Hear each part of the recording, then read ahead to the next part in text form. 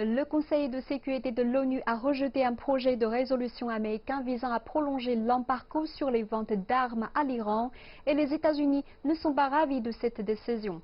Ils demandent désormais l'application du mécanisme de la clause de snapback afin de provoquer un retour des sanctions contre l'Iran.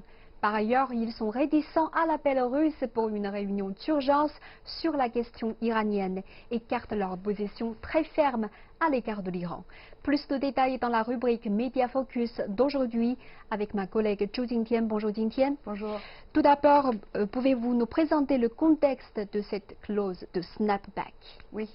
Le Conseil de sécurité de l'ONU a rejeté vendredi dernier un projet de résolution américain de prolonger indéfiniment l'embargo sur les ventes d'armes à l'Iran et les États-Unis sont devenus encore plus isolés sur la question iranienne.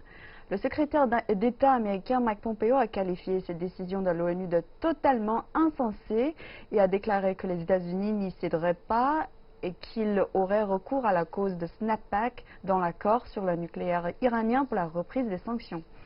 Le président Trump a également déclaré qu'il projetait d'agir la semaine prochaine afin que l'ONU remette en place des sanctions contre l'Iran. Il a d'ailleurs refusé l'appel du président russe Poutine pour une réunion d'urgence sur cette question. Et il semble que les États-Unis sont ainsi déterminés à donner davantage de pression à l'Iran. C'est le cas? Oui. Les dernières mesures très strictes des États-Unis ont abouti à une escalade des hostilités américano-iraniennes. D'après une analyse d'Al Jazeera, si les États-Unis gardent la position ferme à l'égard de l'Iran, c'est parce que Trump espère forcer l'Iran à faire un compromis en exerçant une pression maximale pour obtenir des réussites politiques avant l'élection présidentielle qui lui ferait gagner davantage de votes.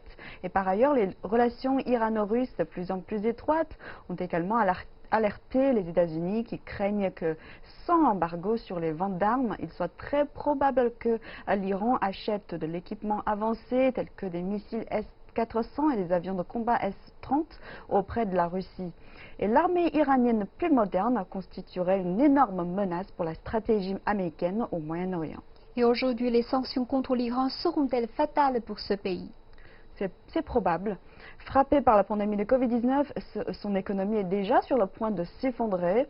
Selon The New York Times, si les sanctions revenaient, elles ne porteraient pas seulement sur les ventes d'armes, mais aussi sur le pétrole et les services bancaires, ce qui serait un coup fatal pour l'économie iranienne. Et toutefois, les différends persistent entre les États-Unis et leurs alliés.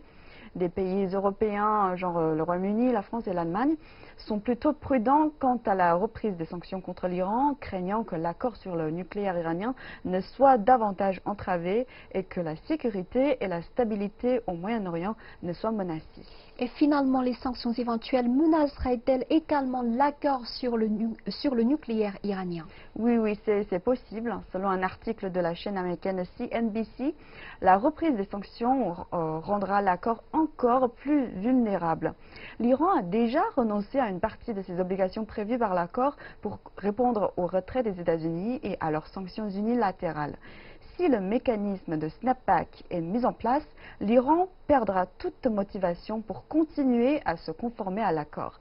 Et le pays limiterait la collaboration avec l'AIEA, voire même se retirerait de l'accord. Et d'ailleurs, selon des critiques, étant donné que Trump a déjà annoncé en 2018 le retrait américain, donc les États-Unis n'ont plus de droit d'invoquer la clause de snapback pour provoquer un retour des sanctions. Merci beaucoup, Jingtian, pour toutes ces informations.